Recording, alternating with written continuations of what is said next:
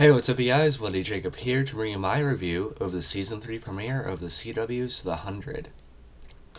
And I'm so glad the show's back on, guys. I've been waiting to see more of it for a long time, ever since I caught up and watched the first two seasons on Netflix and another site, possibly. I've just really been eager to see where they're going to go, and the trailers and all the previews that have been out for this season have been really awesome. It really has been looking forward to how much looks like they're going to expand on this world and the universe they've created. And The 100 is just one of the absolute best shows out there to me right now, no question. Pretty original story, really well developed and well-rounded characters, all the way from Clarke down to Jasper and stuff, just really good writing, I think, all the way through. Good action, everything like that. And how was the first episode of season 3? I definitely enjoyed it. Obviously we didn't see everything that we see in the main trailers they put out, but I think a lot of the times most of those are for the earlier part of the season, at least, or the first few episodes, or the first half maybe. And this episode was called Wanheda, I think that's how you pronounce it. I'm not entirely sure about that, so don't quote me on that. But this is Wanheda Part 1, and so this episode, the next one, and probably the one after that will probably fit pretty closely together, I think. But we got a lot of great setup here for the season, as well as a lot of it was also, checking in with our characters, seeing where they're all at, all their new positions, and how they've been handling themselves, since the events that took place at Mount Weather at the end of Season 2. And, some of them are adjusting better than others, and it's been over 80 days at least, I know, because of Murphy's position. Give me a second, guys.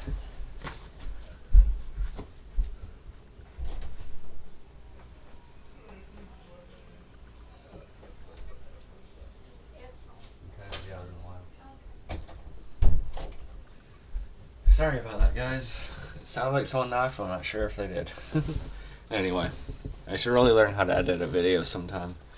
But anyway, from Murphy's, little predicament that we seen him in, but from Murphy's position that we seen him in part of this episode, we know it's been at least over 80 days, which should be a few months at least. So that gives us a decent time frame of how long it's been and stuff like that. So I like that they fit that into the story without, just making a big exposition. Really fitting well to what they're showing there. I do have notes, not as much as usual, but it's still just a pure joy of having the show back. That really did it for this week for me. Murphy, he was in that. He seemed he was pretty well set up at the end. Of season 2. But then he ends up being locked in this little facility place, this building, and then he sees the video of the guy committing suicide, and then he sees a video actually about the AI we've been hearing a lot about, that we've seen at the end of season 2 with Jaha. And then he's finally released, beard and all, after he's just going, batshit crazy, for as long as he was.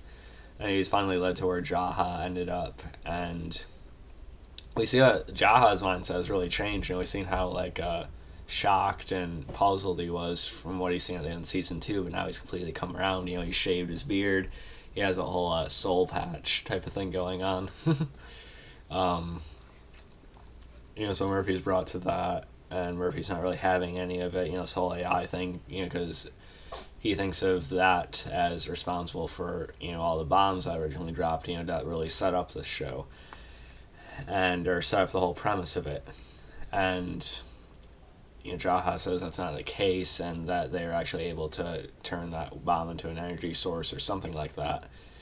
And Murphy's still not really buying any of it until he sees an old friend, I forget him. Sorry about it was freezing there for some reason, sorry about that. But anyway, the woman with the smaller arm or bigger arm or something like that. So it's kind of cool to see her again. I should know her name, but it's been a while, guys. It's been a while for all of us, so cut me some slack. Bellamy and Lincoln sparring, and training, hand to hand, I thought was pretty cool. Not because it was two, fairly attractive men, fighting each other, but also because, just to see Bellamy, we thought was the most capable out of our main group, and he still pretty much is. But Lincoln, he's just been on the ground. He's had to engage in more brutal survival tactics and ways of fighting people. You guys know how this goes.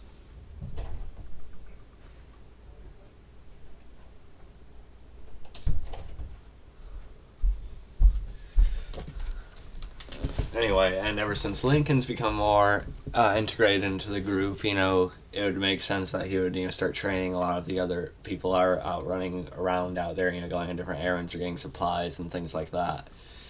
So it's going to be cool to see that Bellamy will be even more capable at this point. And it's good to see that these two sort of have like a friendship and respect for each other now, sort of like they're on a equal ground in a way. So I like that.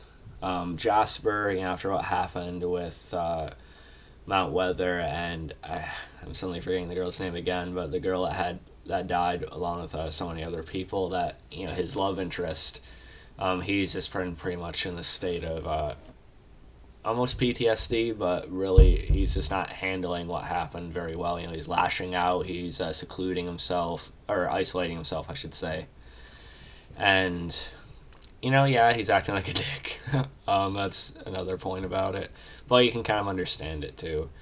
And I think eventually he'll come into his own again, because we've seen how capable Jasper can actually be when he really steps up. And I think we'll see that side of him again. I'm just not sure what's going to bring it out of him. But I think it will happen this season.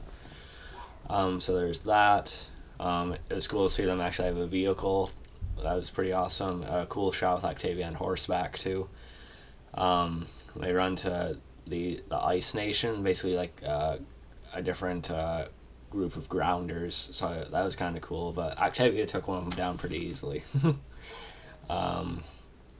We don't see Clarke for a little while, but our reintroduction to her is pretty damn badass, man. She lures a panther in with a little bunny rabbit. My girlfriend would hate that. And then she basically attacks it with this big combat type of knife, and she's able to kill it, which I thought was awesome. And I've seen some behind the scenes about this. They actually had an actual panther. Obviously, Eliza Taylor didn't actually kill one, but for like a stand-ins and stuff, and for like the journal moving around, it was actually a live panther, which I thought was pretty cool. Pretty badass scene for Clarke. She's also a redhead right now. A lot of people are wondering how she did that.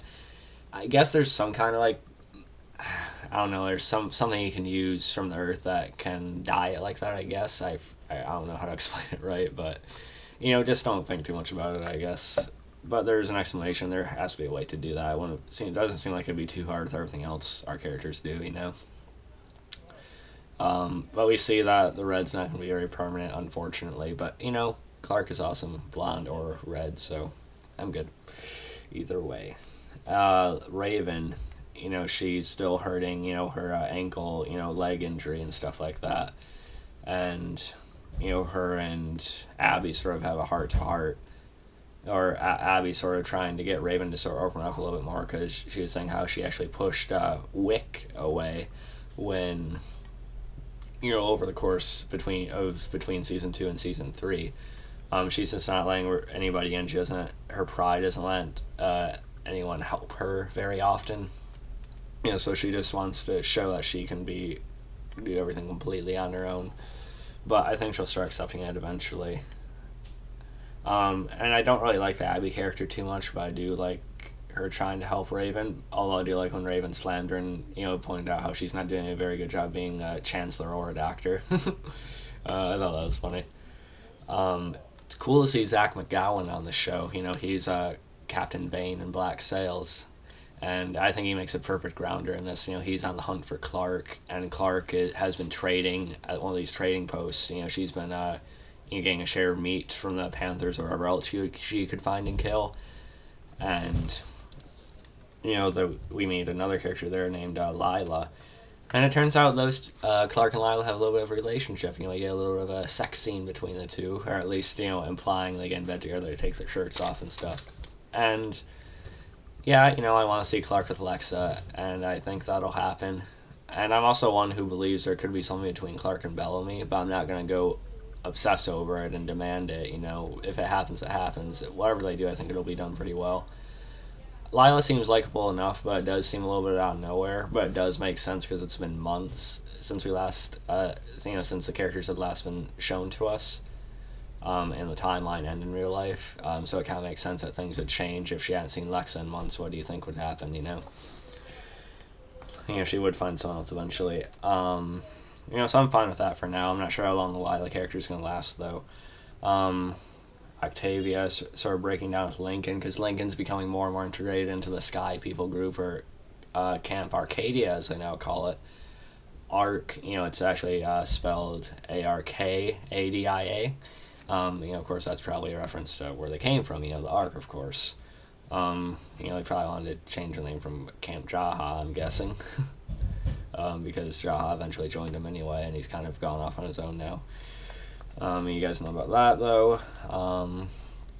And Octavia's sort of having a hard time because she doesn't believe Lincoln's one of the Sky People, and she doesn't believe she's really one of them anymore either, because she's been basically become a grounder at this point, and Lincoln is sort of in the middle, like Kane. He sort of agrees with him how he believes there can be peace between their sides and stuff like that, and Octavia's just not accepting it for some reason. And, sure, Lincoln and the rest of them could be a little bit naive about it, but I really think Octavia's really just picking out too much. She's just, I don't know, she's coming out the wrong way, I think. And Zach McGowan's character ends up capturing Clarke after she leaves Lila's.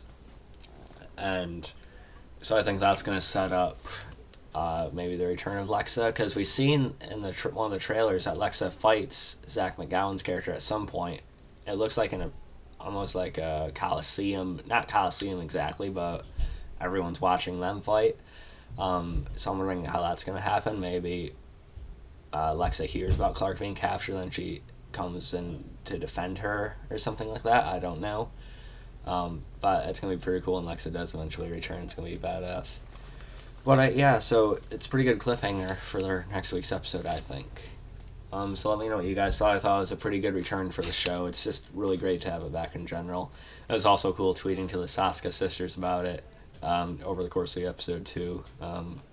Just awesome Twisted Twins, great movies, and it's awesome that they're into the show as well. It's really, really cool. Also, I actually have gotten the job I talked about in my last video.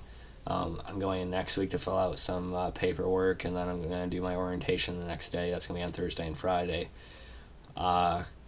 So probably the weeks following that's going to be a little bit sketchy as to when I get my reviews out of my usual shows. It's probably going to be a little bit later, depending on my work schedule. But I'll tell you guys more about that once I actually know when I'm going to be working and stuff like that. But I am pretty much, in at this point, so it'll be good to get some money, even though it might fuck up my usual routine and stuff, but it'll be worth it. So follow me on Facebook, Twitter, MoviePilot, and look for Wanheda.com. I'll catch you guys next time, most likely to do a video talking about my top 10 favorite characters of the show. Let me know what you thought of the premiere, and peace.